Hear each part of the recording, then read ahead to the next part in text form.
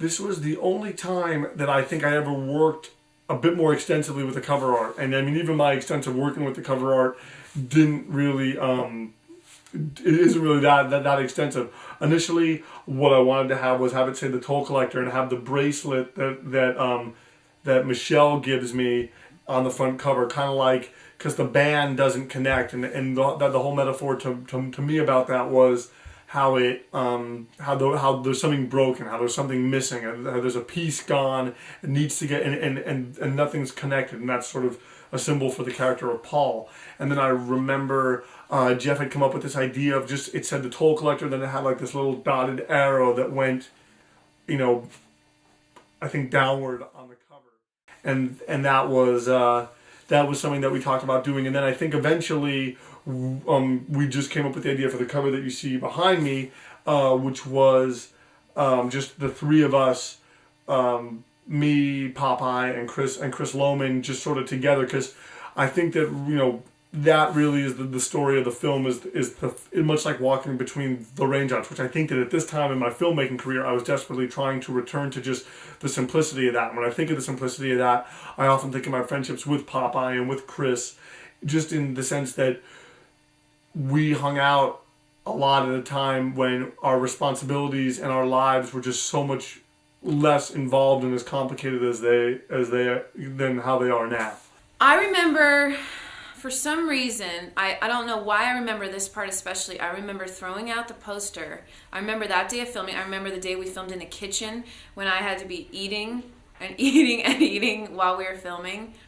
And I remember feeling really good, like work-wise with you, and like connection-wise, and like, wow, we're making progress and we're improving on this process that we're trying to be part of, when we had the fight on the couch in the living room. You can see the new editing style. Evan was getting familiar with how to work films, how to edit films.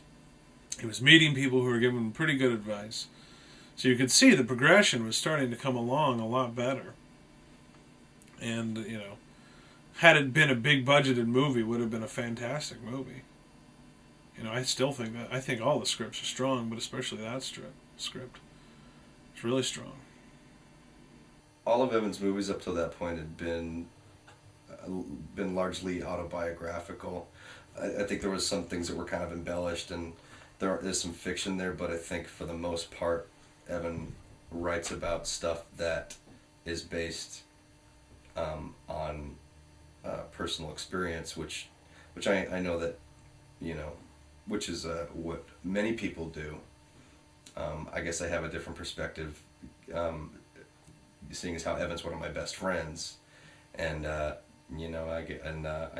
definitely got a better perspective about Evan as a person after seeing the final product of all of these movies that he's done, and we've had more talks about life and about the problems that we faced, just because of what these movies triggered in both of us than anything else could have triggered in us.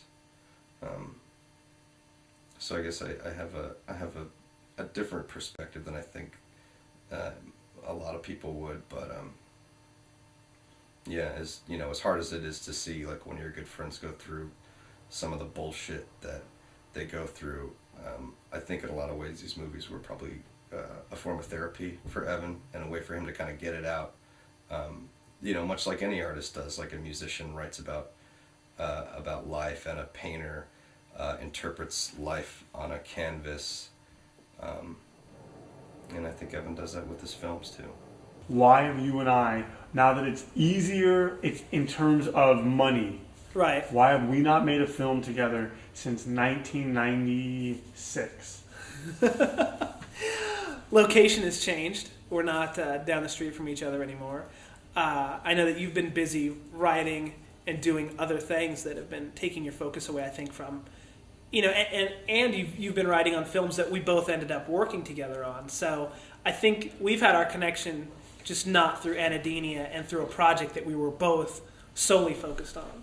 We've worked, as a team on other endeavors, but I think as far as you and I working together, we always talk about it. And as you get older, schedules change, and oh, hey, let's do that. oh, hey, let's do that, man. We talked about doing that. I think it all comes down to when you can fit it in and pull it off right, because we don't want to set something up and go, oh, yeah, man, it's going to be great. Oh, yeah, I got that thing going on that weeknight or whatever. I don't think you and I are going to get involved in something unless we can give it 100%. I think independent filmmaking, so many people go out to, really make something huge and it's hit or miss if it doesn't happen.